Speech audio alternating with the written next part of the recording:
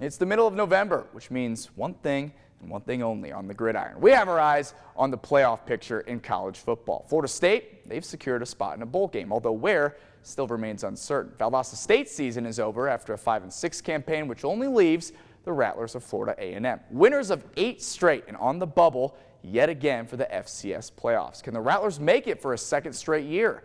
Willie Simmons believes with a win on Saturday in the Florida Classic, they have as good a chance as anyone. We know we have to take care of business on our end. We have been contacted by the NCAA, obviously, as a team that has a strong chance of getting in. And so we still have to take care of business on Saturday. Last year, we didn't know until Sunday morning that we were getting in. And I think last year's win solidified it. And I think the same thing will happen this week. I think we're right there on the cusp of it. Now, you heard him mention it a bit there. If the Rattlers do make it, they're looking to host a playoff game.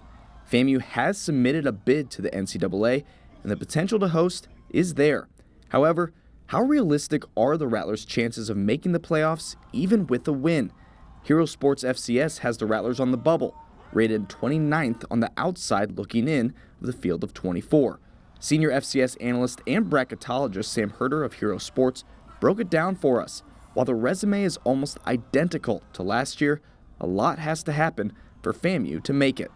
Last year, there was a lot of results that went Florida A&M's way. The at-large pool was relatively small, and the bubble was relatively small. This year, there could be 8 teams battling for the last 4 spots, and so FAMU just wants to see, a lot of upsets and a lot of teams at 7 wins or 6 wins lose. FAMU's strength of schedule, I think, is in the lower 100s in the FCS, and so when that happens, I think what you want to do is really kind of dominate the competition. And Florida A&M hasn't necessarily done that as much this year. And so I think that might be one difference. Obviously the crazy ending this last week. Then also I think the result to Jackson State. Last year it was 7-6. This year it was, more of a blowout loss to Jackson State. So I think while the resume looks the same, that is a little bit different. Plus the bubble looks a lot more packed. You heard him. The bubble is crowded, to say the very least, this year. All these teams you see here are vying for the last 4 spots in the FCS playoffs, all of which with a higher rated strength of schedule than FAMU, who's at 109th nationally. Now, FAMU fans may say, well, we'll end up with 9 wins, and some of these teams will only end up with 7. How does that work? Well, take North Dakota, for example. They played North Dakota State this weekend, a premier team in FCS. Say they lose and end 7-4. The Fighting Hawks still boast the second best strength of schedule in all of FCS football. All that to say, 8 wins isn't always better than 7. Heck, sometimes 9 wins isn't.